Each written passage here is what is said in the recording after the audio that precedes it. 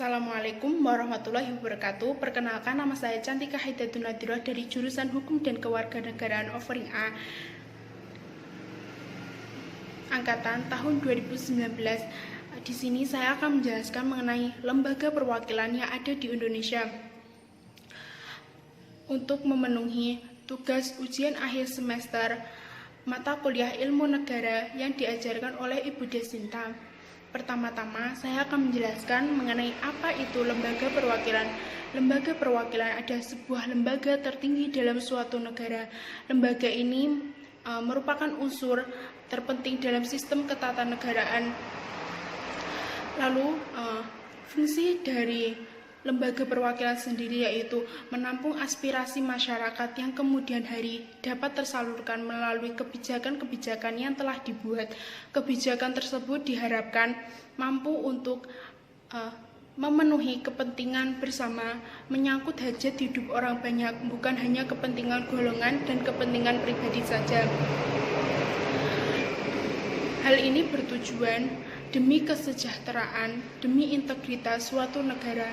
Lalu saya akan menjelaskan sistem perwakilan yang ada di Indonesia. Apakah Indonesia menganut sistem unikameral atau satu kamar, ataukah Indonesia menganut sistem bikameral atau dua kamar. Jika kita lihat dari Undang-Undang Dasar 1945 pra-amandemen, maka Indonesia menganut sistem unikameral. Hal ini dapat kita lihat dari Majelis Permusyawaratan Rakyat memiliki kekuasaan tertinggi, memiliki kedaulatan atas rakyatnya. Hal inilah yang menimbulkan ketimpangan antara lembaga-lembaga dalam negara Indonesia. Karena Majelis Permusyawaratan ini dapat menjadikan kekuasaan tertinggi tersebut sebagai alat justifikasi terhadap lembaga legislatif, eksekutif, dan yudikatif.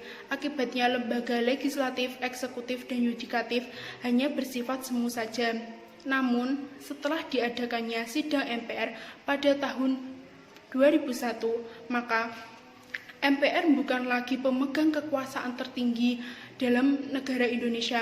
MPR hanya sebagai lembaga tertinggi saja yang keanggotaannya terdiri dari Dewan Perwakilan Rakyat atau DPR dan Dewan Perwakilan Daerah atau DPD.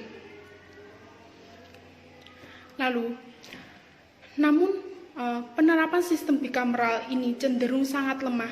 Hal ini bisa dilihat dari kedudukan DPD pada fungsi legislasi sangatlah terbatas. Lalu saya akan menjelaskan mengenai lembaga perwakilan di Indonesia.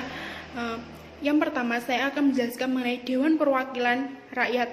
Dewan Perwakilan Rakyat sendiri adalah salah satu lembaga tertinggi dalam sistem ketatanegaraan Republik Indonesia. Sebelum amandemen, DPRD hanya bertugas sebagai lembaga yang menyetujui RUU yang diajukan oleh Presiden, dan Presiden merupakan pembuat undang-undang. Namun setelah diadakannya amandemen, maka fungsi DPR adalah yang pertama, fungsi legislasi. Fungsi legislasi yaitu membentuk RUU atau merancang RUU untuk kemudian hari dijadikan undang-undang bersama dengan Presiden. Lalu yang kedua yaitu fungsi anggaran. Fungsi anggaran sendiri yaitu menetapkan APBN. Lalu yang ketiga yaitu fungsi pengawasan. Fungsi pengawasan adalah fungsi di mana DPR melakukan pengawasan terhadap pelaksanaan undang-undang yang dilakukan oleh pemerintah. Lalu saya akan menjelaskan mengenai hak dari Dewan Perwakilan Rakyat. Yang pertama adalah hak interpelasi. Hak interpelasi yaitu hak meminta pertanggungjawaban atas kebijakan yang telah dibuat oleh pemerintah. Lalu yang kedua, hak angket. Hak angket yaitu menyelidiki kebijakan yang mengandung unsur pelanggaran yang tidak sesuai dengan Undang-Undang Dasar 1945. Lalu yang ketiga yaitu hak menyatakan pendapat. Hak menyatakan pendapat itu adalah DPR dapat memberikan solusi. DPR dapat memberikan solusi untuk permasalahan yang ada di Indonesia dan mengutarakan pendapatnya terhadap kebijakan yang telah dibuat oleh pemerintah. Lalu saya akan menjelaskan mengenai Lembaga Perwakilan Majelis Permusyawaratan Rakyat.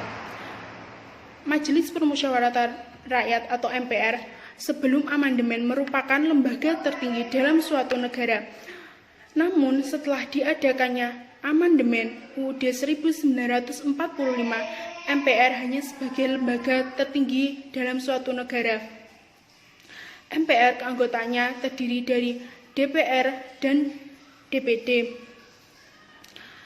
yang dipilih melalui pemilihan umum.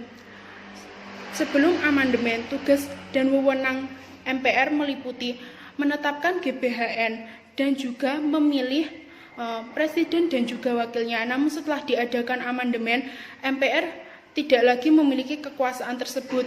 MPR memiliki tugas dan wewenang yang telah tercantumkan dalam pasal 3 Undang-Undang Dasar 1945, yaitu mengangkat dan memberhentikan presiden dan wakil presiden yang diikut campuri oleh Mahkamah Konstitusi.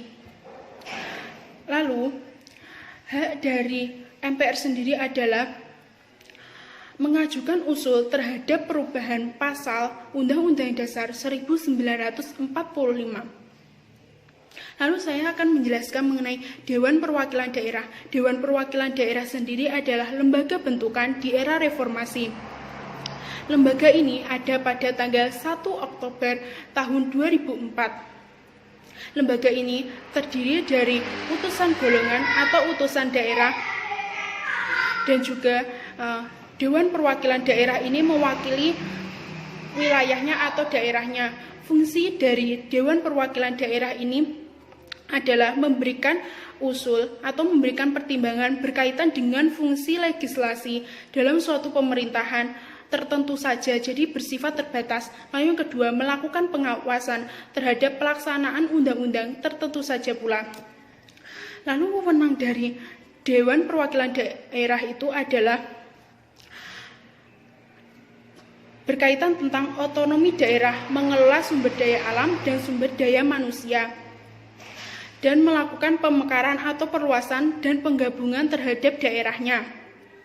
Jadi secara konstitusional, Dewan Perwakilan Daerah ini memiliki peran yang terbatas. Peran yang leluasa itu ada pada Dewan Perwakilan Rakyat. Lalu saya akan menjelaskan mengenai Dewan Perwakilan Rakyat Daerah.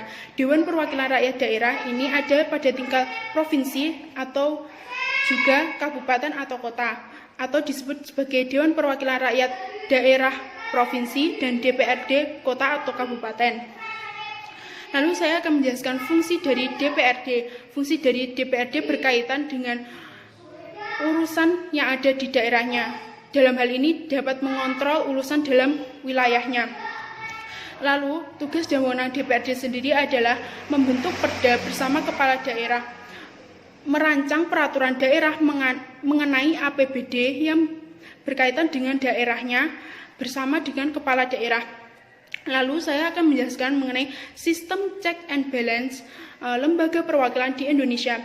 Munculnya DPD merupakan pertanda untuk adanya kehendak untuk saling mengawasi atau check and balance. Namun, jika kita lihat dari fungsi dari DPD sendiri yang bersifat terbatas, maka dari itu prinsip check and balance ini belum dapat diwujudkan. Maka dari itu perlu adanya upaya untuk melakukan perubahan terhadap Undang-Undang Dasar 1945. Terima kasih. Wassalamualaikum warahmatullahi wabarakatuh. Dan apabila ada kesalahan, saya mohon maaf yang sebesar-besarnya.